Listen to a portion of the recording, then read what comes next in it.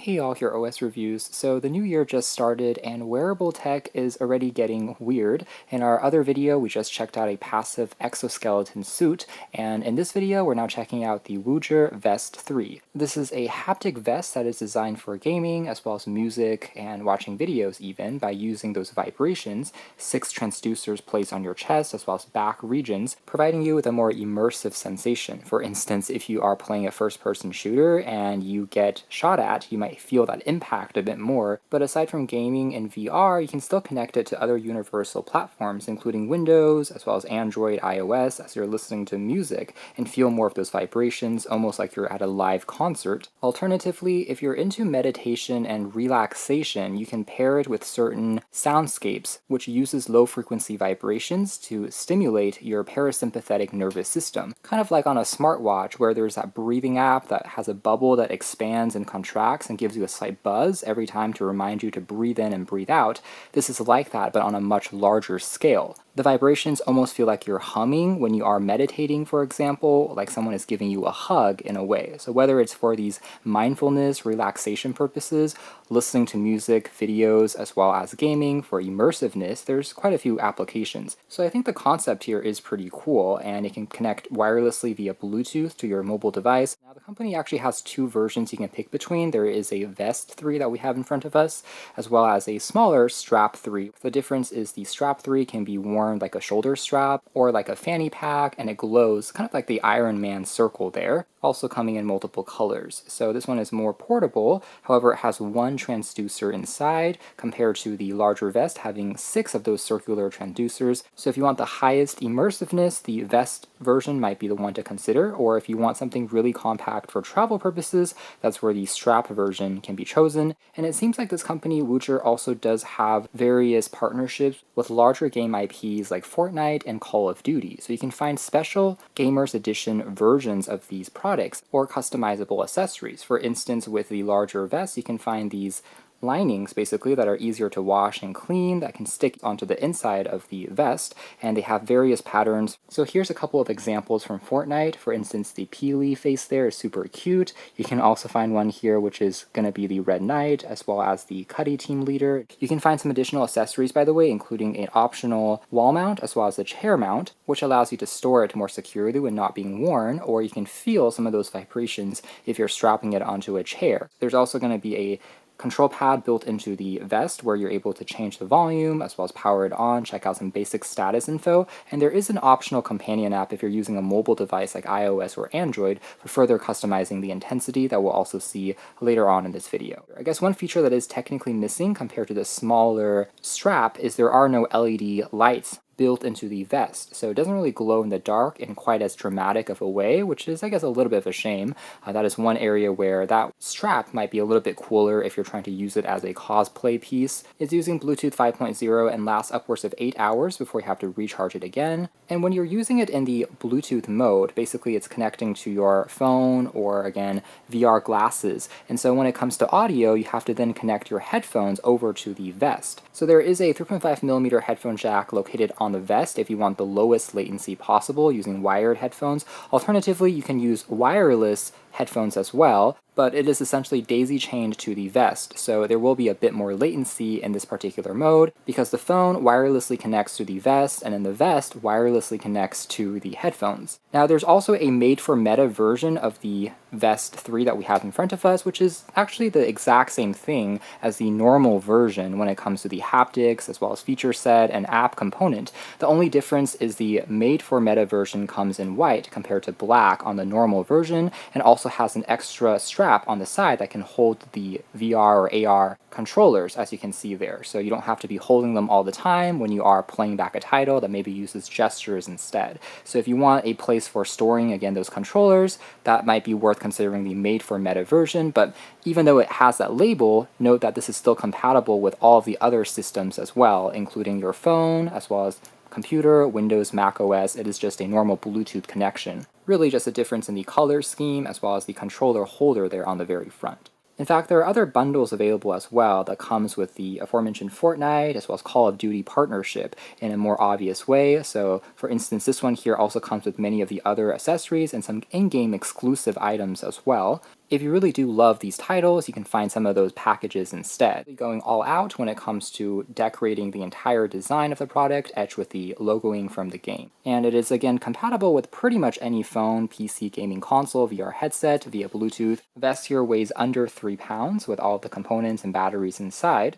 And we can slide out the sleeve to reveal a hard box on the inside with their slogan, Born to Feel. You have additional info card here that also provides the QR code for downloading their companion app. Then down below here we have the actual Vest 3 itself that we'll be taking a closer look at in a moment. And further down below we have the included accessories, such as in the middle here we have the aforementioned washable, just regular white colored lining with a perforated tear tab. And this one here just comes in that kind of made for Meta edition color.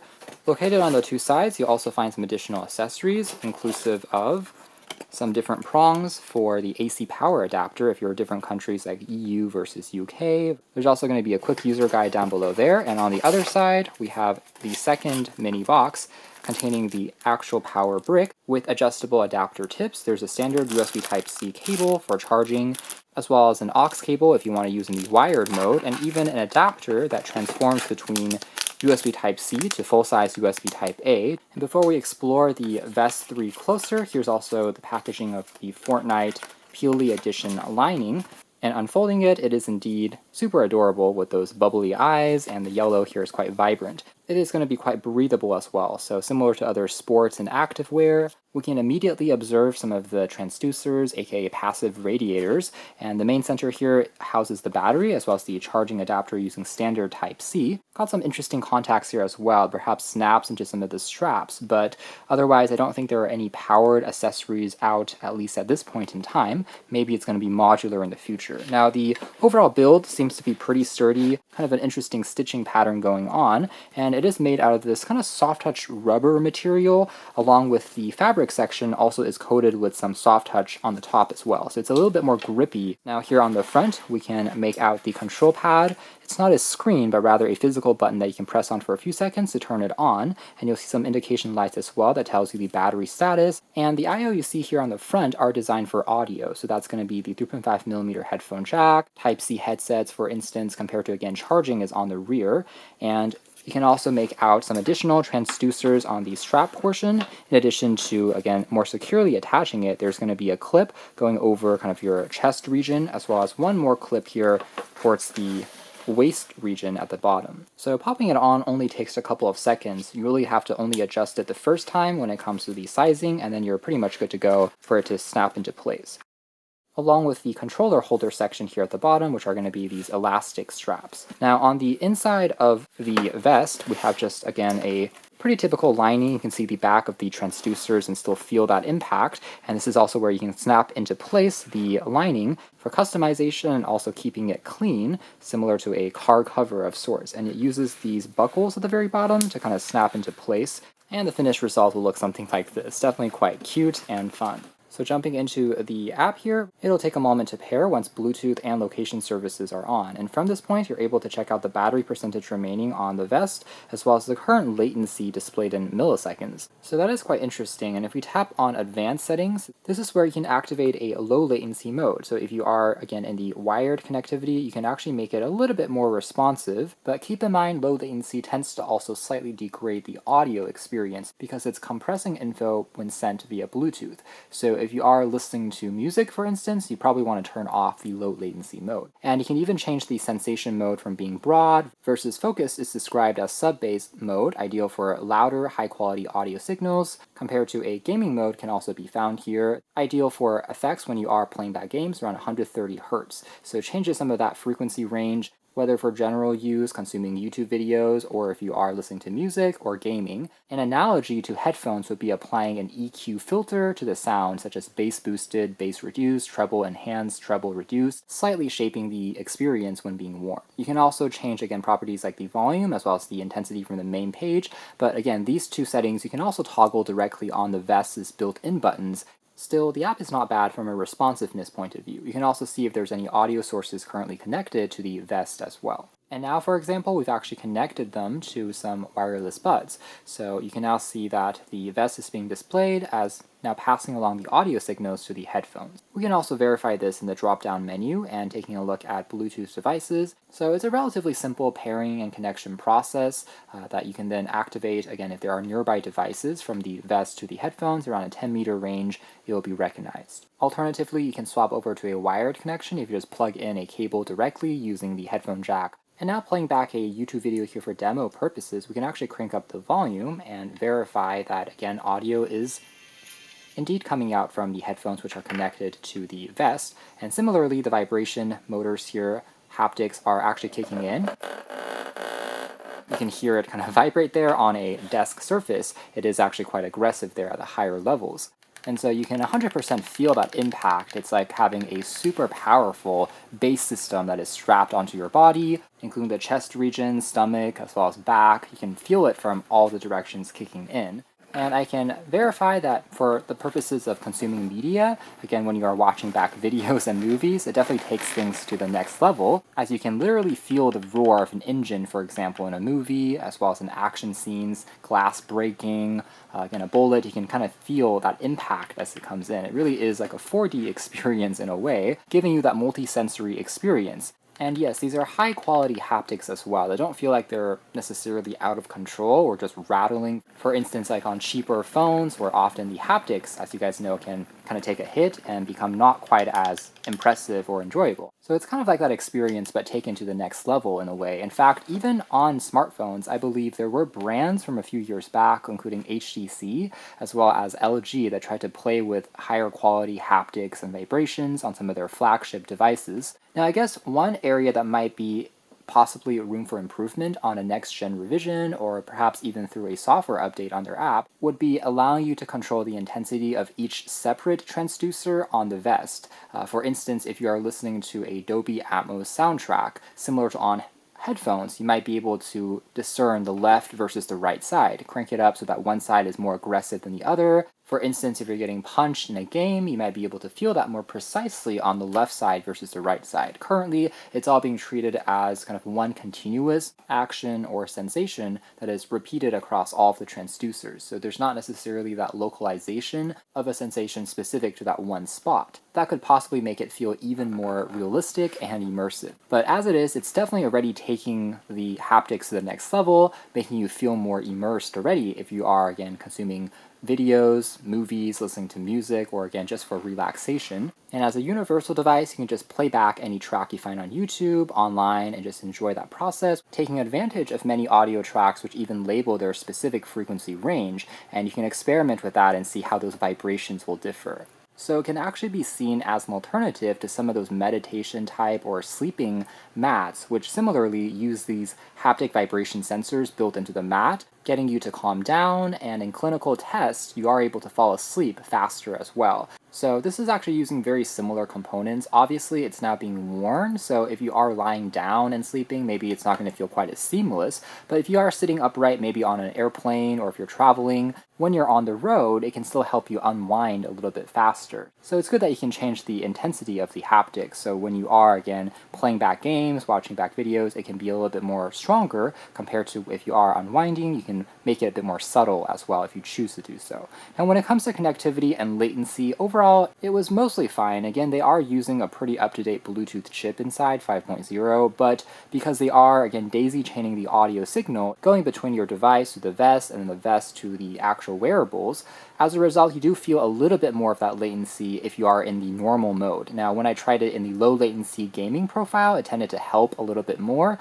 but honestly, if you want the most responsive gameplay, you would definitely want the wired connectivity mode if you are more of a competitive gamer, that is. But for casual gaming, wireless should still be fine. Now, there were a couple of moments when I was listening to a studio album, and it was several hours long, where the vest seemed to momentarily pause, where the vibrations in the audio kind of no longer played, although the track was continuing on the phone, but it seems like pausing and then resuming again was able to resolve the issue almost instantly. So there are some small moments of hiccups, which are probably inevitable using a wireless connection at this point in time, but just something to keep in mind. Over longer sessions, there might be some small blips that you have to just kind of tap to play pause again, and then it will just repair itself automatically. Aside from those minor instances though, it felt decent enough from a reliability point of view. So here's one more instance of a racing game here, and the vibrations of the motor they're kicking in really gives you that sense of immersion, that you are sitting within the driver's seat, that you are kind of physically there. You can hear the engine's hum, as well as kind of the collisions, particles. So for things like this, if you are driving around, as well as maybe in Flight Simulator, it also kind of takes things to the next level. It kind of feels like the setup that you may see in some of VR or gaming arcades, but perhaps on a slightly more light scale, almost like something that stepped out of a science fiction film from several years ago, but now it's becoming a reality. Maybe not quite as sophisticated, but gives you a taste of those haptic sensations in a more accessible way that's also more lightweight as well. Otherwise, the wearing experience has also been pretty good in terms of comfort. Again, very easy to adjust, and it just feels like you're wearing a super lightweight backpack for the most part. So even for a couple of hours as you are watching videos, gaming as well, it doesn't feel too stressful and still remains breathable and lightweight enough, looking something like this. Alright, so that is more or less it as far as our hands-on review of the Woojer Vest 3. I have to say this is very cool as a concept, which does indeed add to the immersiveness of the experience when you're watching videos, listening to music. You really feel those vibrations. In fact, if you are a DJ or music producer, it's quite an interesting way to experience music, and as a listener as well, it almost feels like you are at some type of music festival or some type of club, which perhaps has a really high-end subwoofer or bass system. But this is like that, that's kind of strapped onto your body, so you feel that in a more private way that doesn't necessarily disturb others around you. Someone sitting next to you, for example, won't be able to hear the music leaking out, and you can still fit a jacket over the vest as well if for some reason you wanted to disguise it from view, and obviously it would still function, with the battery claims to be mostly accurate. Now, if you are turning the intensity higher to, say, 7 or 8, I found it to be a little closer to around 7 hours in testing, versus at some of the lower intensity modes, it gets closer to the advertised 8 hours, which honestly is not bad. It's more than enough for a couple of movies, and for a very long continuous gaming session that you have to kind of take a break in between anyways. So pretty good comfort overall. Aside from some of the minor quirks that we touched on, I do think the haptics, for the most part, at least hardware-wise, does seem to be built well and having good quality overall. So you can check out more details if you are interested in something like this. It is a haptic sensation suit. Thanks for watching here at OS Reviews. That's been a closer look at the pretty cool Woojer Vest 3.